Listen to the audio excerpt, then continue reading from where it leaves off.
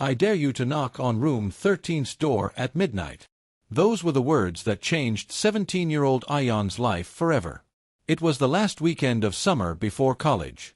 Ayan and his 3 friends, Zoya, Bilal, and Hamza, had decided to spend the night in an old guest house on the edge of town. It wasn't luxurious, but it had one thing that drew teenagers like moths to a flame: legends. And the biggest legend of them all? Room 13.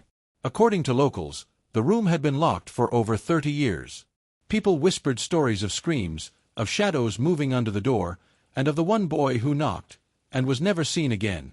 Of course, Ayan didn't believe in ghosts.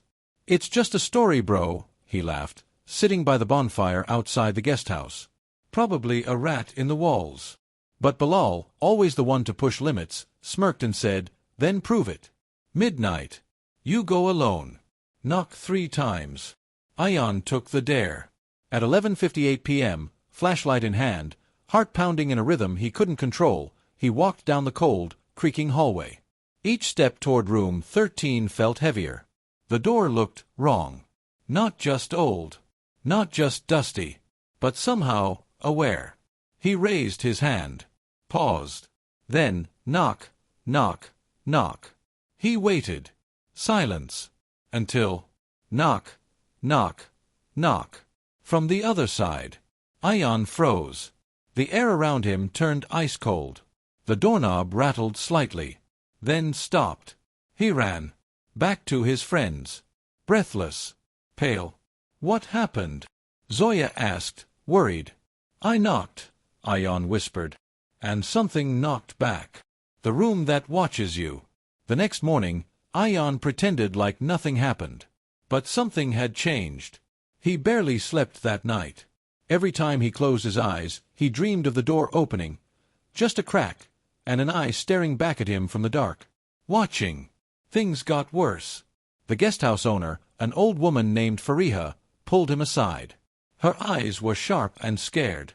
"You knocked, didn't you?" she whispered. "How do you know?" Ayan asked. Fariha lifted his sleeve. 3 black fingerprints had appeared on his arm. No bruising. Just prints, as if someone touched him, from inside. "That room, it remembers everyone who wakes it," she said. Zoya, Bilal, and Hamza didn't believe it. They teased him, said he was overreacting. But on the second night, Zoya woke up screaming.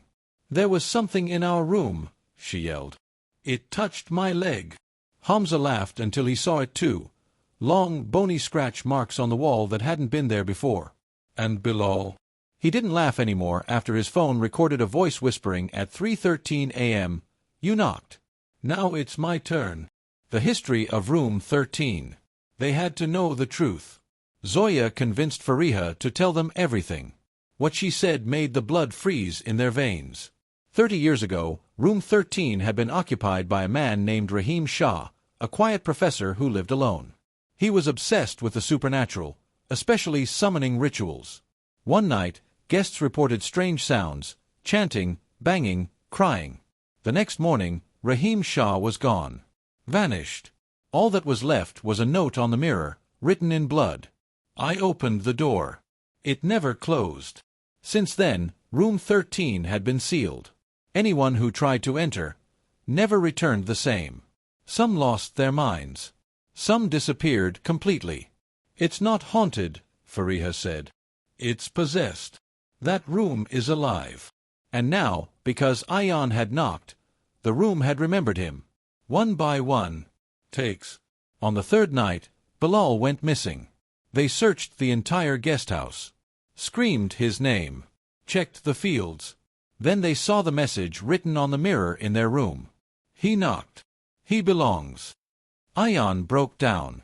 "This is my fault," he said. "I should have never knocked." Zoya tried to stay strong. "We'll get him back.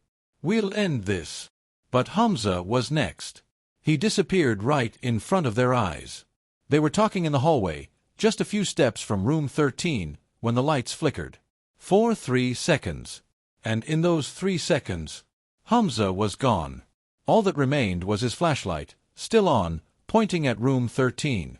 Ayan and Zoya were the only ones left. And room 13. It was no longer waiting. Now it was calling. The final knock. Ion made a choice. "I started this," he said. "I'm ending it." Zoya begged him not to go, but he pushed open the door to room 13. Yes, opened. This time, it wasn't locked. Inside was darkness. Heavy. Breathing. He stepped in. The door shut behind him. Zoya waited. 1 minute. 2. 10. Then she heard the knock. 3 slow knocks, from the inside. She screamed, but didn't run. Instead, she sat by the door and whispered, "I'm not leaving you." A small voice whispered back from the room, "Don't knock. Just listen." She did. And through the crack beneath the door, a letter slid out. Ion's handwriting. "It's not just a room. It's a prison for souls.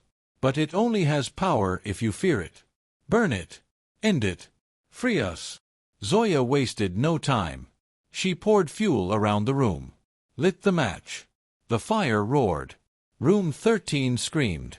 The walls cracked. The floor shook. And then, silence.